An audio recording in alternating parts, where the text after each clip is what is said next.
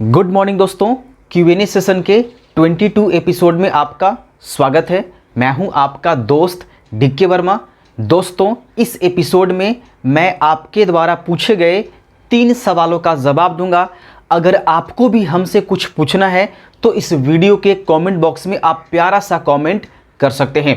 तो चलिए बढ़ते हैं हम लोग फर्स्ट क्वेश्चन की ओर। फर्स्ट क्वेश्चन ये है, साइबर कैफ़े वाले महीने के कितने कमाते हैं? यानी कि किसी ने साइबर कैफ़े खोल कर रखा है तो वो कितना कमाता होगा, या फिर अगर आप साइबर कैफ़े ओपन करना चाहते हैं तो आप महीने का कितना कमा सकते हैं। तो दोस्तों, नॉर्मली यानी कि जब कोई साइबर कैफ़े ओपन करता है तो ओपन करने के 1-1.5 महीने बाद वो 25 से 30 हज़ार रुपये कमाना शुरू कर देता है। 25 से 30 हज़ार रुपये कमाना शुरू कर देता है। और हम इसमें जीएसटी फील है ना, जो जीएसटी रिटर्न होता है, ITR रिटर्न होता है, इसको हमने इंक्लूड नहीं किया है। अगर हम इसको इंक्लूड करेंगे तो 30 हज़ार महीने के और ऐड कर लीजिए, यानी कि 60 से 70 हज़ार एक नॉर्मल साइबर कैफ़े वाला कमाता है। अगर वो ज़्यादा फैसिलिटी देता होगा, बहुत सारे स्टाफ को रखा होगा और उससे काम करवाता होगा तो 1 लाख से प्लस इनकम हो जाती है। ठीक है, इस एक साइबर कैफ़े में। तो हम आपको ये बताए हैं कि 25 हज़ार से लेकर के 30 हज़ार तक एक साइबर कैफ़े वालों का इनकम होता है। नॉर्मली सिंगल बंदा बैठा होता है वो इतना कमाता है। और हमने क्या बोला कि अगर वो जीएसटी रिटर्न करता होगा, मैं थोड़ा सा यहाँ इरेज कर देता हूँ और आपको बताता हूँ, क्योंकि देखिए दोस्तों, साइबर कैफ़े वाले जीएसटी रिटर्न, ITR रिटर्न ये सब करते हैं। ITR फाइल, ठीक है, इनकम टैक्स रिटर्न।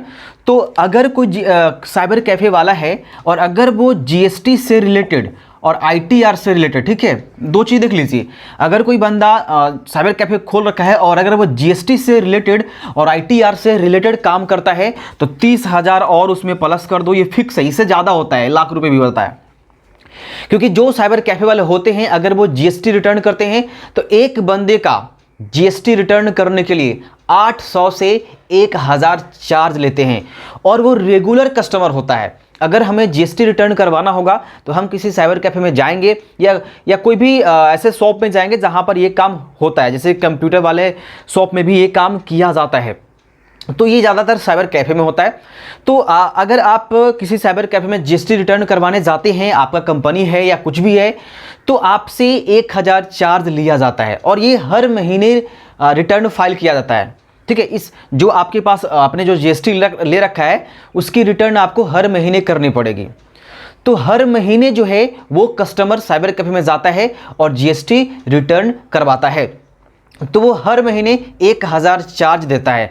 अगर ऐसे करके जो है मिनिमम 30 कस्टमर आ गए आपके साइबर कैफ़े में तो आपको समझ लीजिए कि वो परमानेंट कस्टमर हो जाएंगे और हर महीने वो 30 कस्टमर आपके साइबर कैफ़े में आएंगे। आप सोच लीजिए 30 कस्टमर और 1 कस्टमर का आप चार्ज कर रहे हैं 1000, तो मल्टीप्लाई कर दीजिए, यानी कि 30,000, यानी कि 30 हज़ार रुपये सिर्फ जीएसटी रिटर्न करने का आप ले रहे हैं। और उसी तरह से ITR फाइल होता है तो उसमें भी बहुत पैसा आता है। यानी कि भैया सिंगल अगर कोई काम कर रहा है तो 25-30 हज़ार फिक्स है, 50 हज़ार भी जा सकता है, नॉर्मली मैं बता रहा हूँ। और एक स्टाफ वो रखा तो लाखों रुपए वो कमा सकता है और कमाता है, मैं बता दे रहा हूँ। उसके बाद CSP सेंटर, यानी कि जो CSP सेंटर खोल रखा है, जो पैसे विड्रॉ करता है, चाहे वो ईजी पे का यूज़ करके करता हो या फिर मान के चलिए कोई भी ऐसा थर्ड कंपनी जो है जो आपको पैसे विड्रॉ करने की सुविधा देती है, तो उसका CSP आप ले सकते हो। जैसे कि आपका फिनो हो गया, आपका एयरटेल हो गया। तो ये छोड़ दो, अगर आपने बैंक ऑफ बड़ौदा का लिया है, पंजाब नेशनल बैंक का लिया है, SBI का लिया है CSP, तो उससे भी पैसे कमा सकते हो, कम से कम 30 हज़ार महीने के। ठीक है, 30 हज़ार महीने का फिक्स होता है ना, अगर आप CSP सेंटर चला रहे हैं तो। और अगर आप अलग से, जैसे कि मैंने बोला, ईजी पे आप यूज़ कर रहे हैं, ईजी पे के जरिए क्या होता है ना कि आप किसी दूसरे व्यक्ति का पैसा आधार कार्ड से निकाल सकते हैं और उससे चार्ज कर सकते हैं। मान के चलिए कि आपने 10 हज़ार किसी का पैसा निकाला है आधार कार्ड के जरिए, तो आप उसे 30 रुपया 40 रुपया एक्स्ट्रा चार्ज कर सकते हैं। और अलग से ईजी पे के जरिए आपको 10 रुपया 12 रुपया आपको उधर से भी मिलता है। ठीक है, वो डिपेंड करता है आप किस कंपनी से जुड़े हुए हैं। जैसे कि आपका ईजी पे है उसके बाद आपका एक और है स्पाइस मनी है ना। ये सब बहुत सारे कंपनियां हैं जो आपको पैसे विड्रॉल करने की सुविधा देती है, एटीएम कार्ड के जरिए भी पैसे निकालने की सुविधा देती है। तो बहुत सारे फीचर्स दिए जाते हैं तो किसी थर्ड पार्टी कंपनी से अगर आप जुड़ते हैं तो। उसके बाद अगला प्रश्न है कि एक वेबसाइट बनाने वाला बंदा कितना कमाता है। तो अगर एक वेबसाइट बनाने वाला बंदा है और अगर वो अपने आसपास के स्कूलों की वेबसाइट बनाता है, इंस्टीट्यूट की वेबसाइट बनाता है, या छोटा मोटा उसने एक शॉप खोल कर रखा है जहाँ पर वो लिखा हुआ है कि यहाँ वेबसाइट बनाया जाता है, यहाँ सभी तरह के वेबसाइट बनाया जाता है, तो महीने का 40 से 50 हज़ार आराम से कमा सकता है। तो ये रहा हमारा आज का आंसर। अगर आपको भी हमसे कुछ पूछना है तो इस वीडियो को कमेंट बॉक्स में कमेंट कर सकते हैं। Thank you.